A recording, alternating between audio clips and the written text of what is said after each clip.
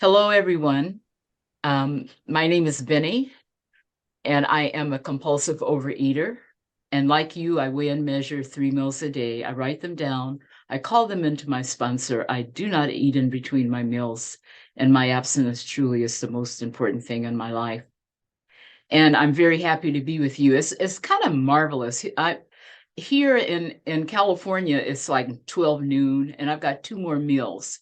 And there are people that are on this meeting that have had their last meal.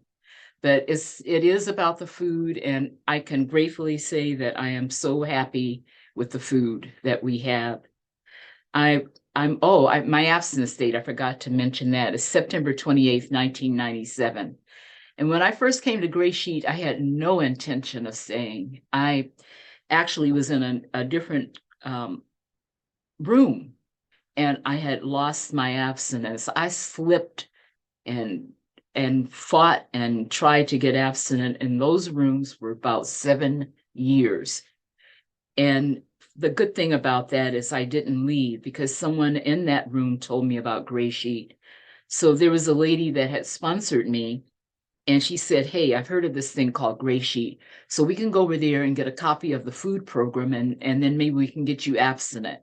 So that was on a Saturday, September 28th, 1997. And I, for some reason, through grace, I stayed. And that same sponsor that was sponsoring me ended up becoming a Gray Sheeter too. So I'm very, very happy that I found these rooms. I'm supposed to tell you what I was like, what happened, and what I'm like now. What I was like, I was a normal sized kid. My history, and not everybody has it, it's not part of the requirement to be a Gray Sheeter, but my history includes molestation as a young child. It also includes having stolen foods, which I didn't remember until I got abstinent. I remember stealing a tube of lipstick for which I paid the price of getting caught. And I had a chance to get my picture taken and fingerprints and to meet that gentleman that wears a black robe. But I'm glad it happened. I used to be filled with shame. My parents, I call them my parents, my grandmother and my grandfather had to come pick me up from the station. And I was so embarrassed. I was crying. Snot was flying, the whole bit. And I was in high school. I think my age was 15. And I remember one of the deputies saying, "Got sticky fingers, huh? Got sticky fingers, huh?" But I never will forget that. And I'm glad that it happened because I had been stealing food and I didn't get caught. And if I hadn't had this experience in my life as a teenager and a minor, I probably would have continued and I would have had a criminal record as an adult, which would have been devastating because I ended up actually being in law enforcement myself and becoming an officer. But I always remembered this. My mom, who was kind of a special woman, she had this little 22, and she worked graveyard. Not graveyard, it was from 10 to 2 in the morning or something like that, 10 p.m. No, it had to be earlier, but she got off like 2 o'clock in the morning. And I told her, I said, that's against the law. And if you get caught, you're going to go to jail for that. And she told me this: jail is for people.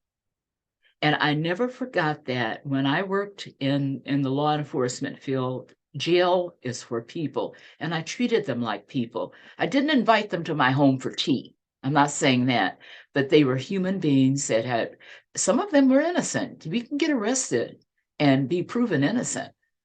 And so it can happen. The jails are for people. I continued my eating history even as a teenager, and as an adult, I have tried everything that I can think of not to be a compulsive overeater. Some of the things that I tried: Nutrisystem, Jenny Craig, Weight Watchers, hypnosis. I tried the thing with the plastic on my ear that I was supposed to press so I wouldn't want to eat, eating with my non-dominant hand. I tried the doctors. Black Mollies. Oh, couldn't stand those. They were too strong. I told the doctor, please, reduce the dosage, and he did, and I was still crazy with them. I have had them. I've had many surgeries, no matter what surgeries, and I had them put on my chart that I was allergic to Vicodin. I cannot take, our bodies are pure. We weigh and measure our food. We don't have any substances that change our mental attitude. And I can't take substances like that. I would not make a good addict at all. I would not. Speaking of medications, yesterday, or was it the day before, the 23rd? So whatever, I think it was yesterday. I'm kind of befuddled. I went in and I had the infamous colonoscopy.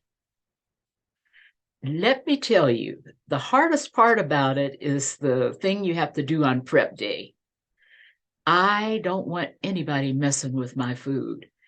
There's an old saying, you can mess with anything, but don't mess with my food or mess with my man. Don't mess with my food. You can mess with the man, but don't mess with my food. So anyway, I had the colonoscopy, all went well. I was able to come home and rest. And through Gray Sheet, we are taught to take care of self-care. I go to the dentist. I go to my physician. I've started getting my pedi and medicure and all that, and that feels wonderful. Things that I didn't do before because I was so busy eating, I now can do. Let me tell you a few things about my no matter what's. In 2000, I was reared with a cousin. She was like a sister to me, and she became diabetic. I tried to tell her about Gray Sheet. She didn't want to hear about it. You know the drill. Oh, no, I'll try something else. But I remember telling her, look, let's go walking. I'll walk with you. Oh, no, I'm busy. Long story short, she ended up with insulin dependent diabetes. Prior to that, the doctor had her on pills. He told her she needed to lose weight. She was an excellent cook. And what I mean by excellent, my grandmother taught her how. And we're from the South, and she knew how to throw down that table. I didn't pay attention when grandma was cooking. She did. So as she kept eating and whatever, she became diabetic. She lost weight because the diabetes did it to her. She got haggard looking with it. She ended up needing a liver transplant. Finally, they found one. She was admitted to the hospital for the surgery, but it was too late. Her body shut down and she died. And when I was a kid, I remember thinking, if anything happened to my cousin, I couldn't live. Well, I continued to live. And I want to make sure I have the date of her death right. It was actually 2001. My first no matter what in Gray Sheet was in 2000 when I had to have surgery. Then my cousin died in 2001. I've had, within Gray Sheet, I've had cartilage removed in the left knee. I've had a total right knee replacement for the right knee. I've had abdominal surgery and Gray Sheet. All of these things have happened to me abstinently. My mother has died. My mother died in 2015. I weighed and measured my food. Was blessed with one gorgeous, wonderful child. And he died in 2010. And I weighed and I measured my food. Tastes like cardboard. Didn't like it. Called my sponsor. This is what I'm eating. I'm having blah, blah, blah. People in these rooms hugged me, loved me, and took care of me through that event. I used to say, I wish I knew that there was a word for a parent that has lost a child. And I found out through another Gray Sheeter who had the same terrible experience, there is. It's already out there, but it's not popular. So since I have a sane mind, as sane as it's going to get, I'm not completely recovered from my insanity. I'm going to see what I can do to make that word part of the vocabulary, because although it has been used, people don't know of it, because I never knew of it until this Gray Sheeter told me. What other no matter what have I gone through?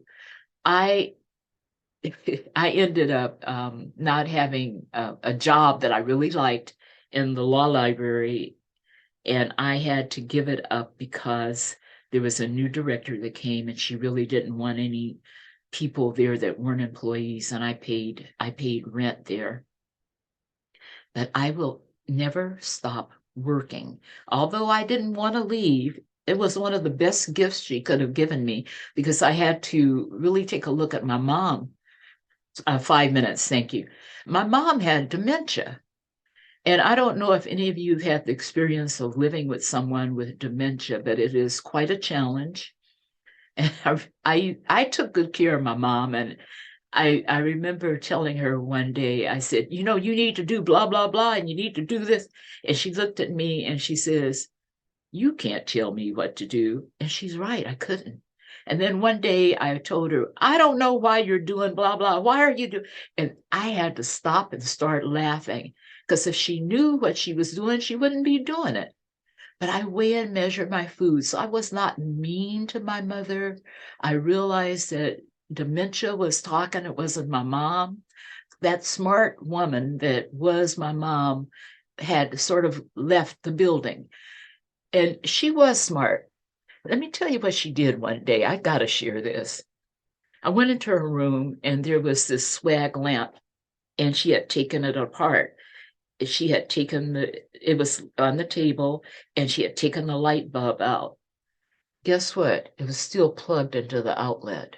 So somebody was looking out for her because she could have electrocuted herself. So why am I sharing this? Um, no matter what is going on in your life, there's somebody that has gone through whatever it is before you. And they say we're supposed to pick up that phone. I'm guilty, you all.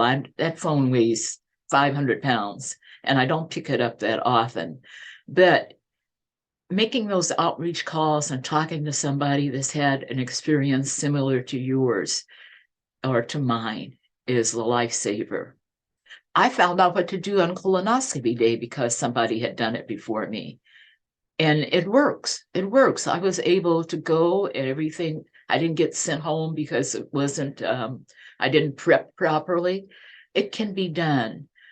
Whatever is happening, if you think is so terrible, whatever you've done in your life, because I remember when I did my first, my 12-step inventory, and I thought, there's no way in the world I can tell anybody what happened. Guess what? The person that listened didn't jump up, run, and run out of the room screaming and saying, oh, how could you? And the floor didn't open up and I didn't get sucked down.